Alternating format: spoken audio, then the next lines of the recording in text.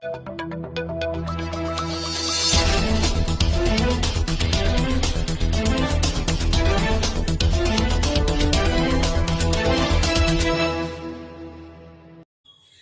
मैं हूं आपके साथ रश्मि पानी और आप देख रहे हैं लाइव इंडिया टीवी। आइए नजर डालते हैं इस वक्त की खास खबर। उत्तर प्रदेश में औद्योगिक राजधानी के नाम से कानपुर नगर और कानपुर देहात जाना जाता है। वहीं कानपुर देहात में लगी औद्योगिक इकाइयों की बात की जाए तो जनपद में कुछ फैक्ट्रियां नियमों को ताक पर रखकर प्रशासन को अंगूठा दिखाती नजर आ रही हैं।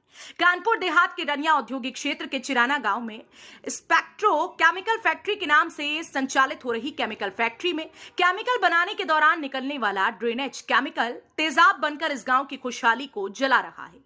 जरा गौर से देखिए इस फैक्ट्री को और ध्यान दीजिए, इनके नाम पर साफ तौर से लिखा है स्पेक्ट्रो केमिकल फ्रेंड। दरअसल फैक्ट्री केमिकल उत्पाद के लिए जानी जाती है और यहां पर जिस केमिकल को बनाया जाता है वह तेजाब के बिना, उसकी मदद के बिना नहीं बन सकता।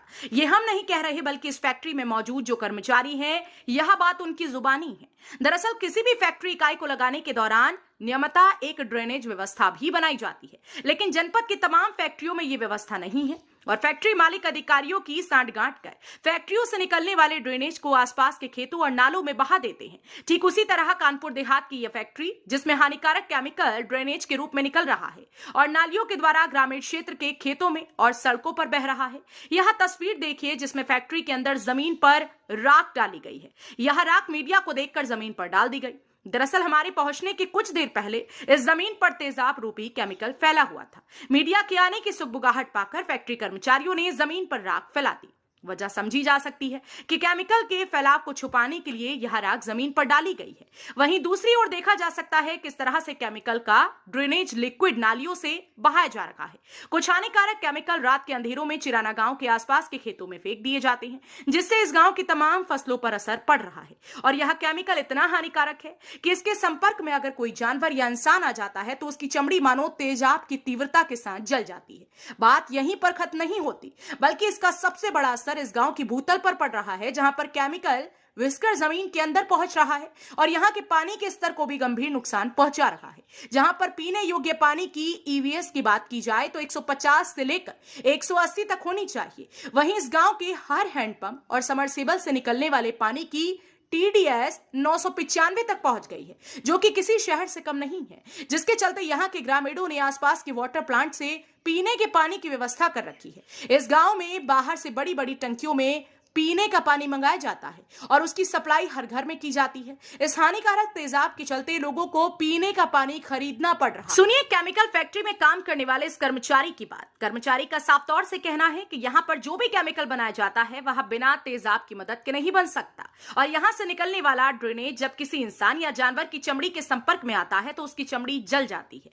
यही नहीं बल्कि कर्मचारी ये भी बता रहा है कि यहाँ से निकलने वाला हानिकारक केमिकल तालाबों तक पहुंचता है और जब इसे कोई जानवर या इंसान पी लेता है तो उसको नुकसान भी पहुंचता है। वहीं कर्मचारी ने यह भी कहा कि इसको बाहर फैक्ट्री के बहाने की परमिशन नहीं है। वहीं जब हमने फैक्ट्री के मालिक से बात की तो उन्होंने साफ तौर से कहा कि हमारी फैक्ट्री में ऐसा कुछ भी नहीं होता और आसपास के रहने वाले ग्रामीणों में कुछ ऐसे लोग हैं जो पैसे के लालच में मुझ पर दबाव बनाते हैं और वही इस तरीके की भ्रामक बातों को बाहर फैला रहे हैं।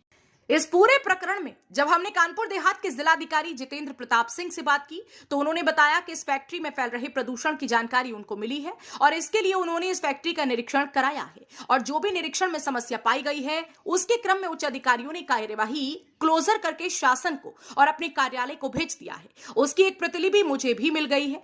अब देखना यह है कि किस फैक्ट्री के मालिक कर रसूख और अधिकारियों से सांठगांठ के चलते जनपद के आला अधिकारी इस पूरे मामले में क्या कार्यवाही करते हैं।